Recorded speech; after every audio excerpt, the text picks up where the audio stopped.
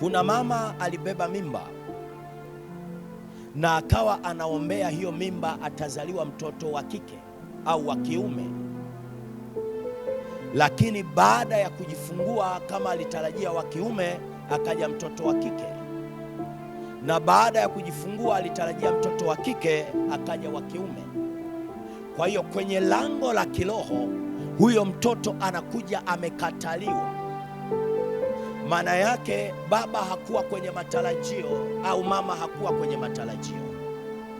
Wakati naanza kulifunua hili somo, Mungu akawa ameniipa hiyo neema kwamba wakati unaachilia hilo somo ya siri za utendaji wa kiroho kwenye lango au tumbo la uzazi, uambie watu waachilie neema kwa watoto wao, kwa wale ambao sio watoto wa matarajio.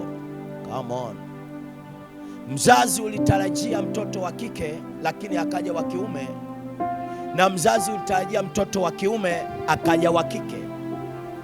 Kwa hiyo automatically huyu mtoto sio wa matarajio, na kwenye ishu ya kiroho mtoto anaanza kusikia toka akiwa tumboni.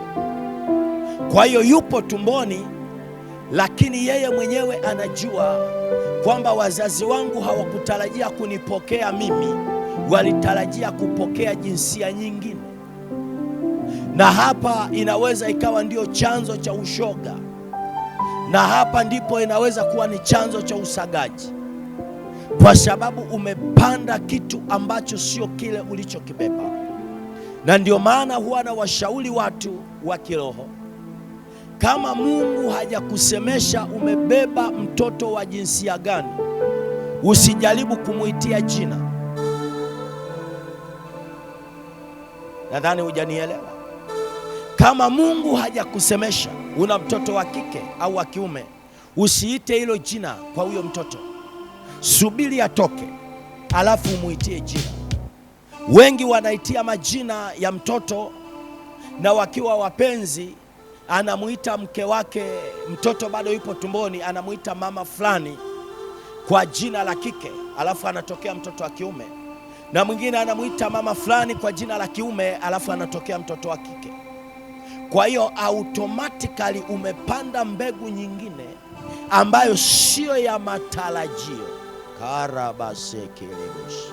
Kwa hiyo Roho Mtakatifu alipokuwa ananifundisha kwamba niwaambie wazazi waachilie neema kwa watoto wao ambao sio watoto wa matarajio, Mungu alikuwa ananifundisha vitu vya ajabu sana ambavyo vingine siwezi kusema kwa mkutano kama huu, kwa sababu ni vitu vya kiundani vya kiushauri katika ulimwengu wa roho. Lakini hivi ambavyo Roho Mtakatifu ameachilia, naomba uvibebe kama vilivyo na uchukue hatua. Unaweza kufika nyumbani, kama yule mtoto sio wa matarajio, bandika mkono, mwambie mwanangu, na kupokea leo. Ni kweli sikutarajia kupokea jinsia yako, lakini ulikuja kama mtoto. Wewe ni zawadi kutoka kwa Mungu. Naachilia baraka za uzazi, naachilia baraka za mimi mzazi wako. Mwanangu, ufanikiwe, na nakufutia ile hati ya mashtaka ambaye nilitarajia kupokea kitu tofauti na wewe au jinsia tofauti na wewe.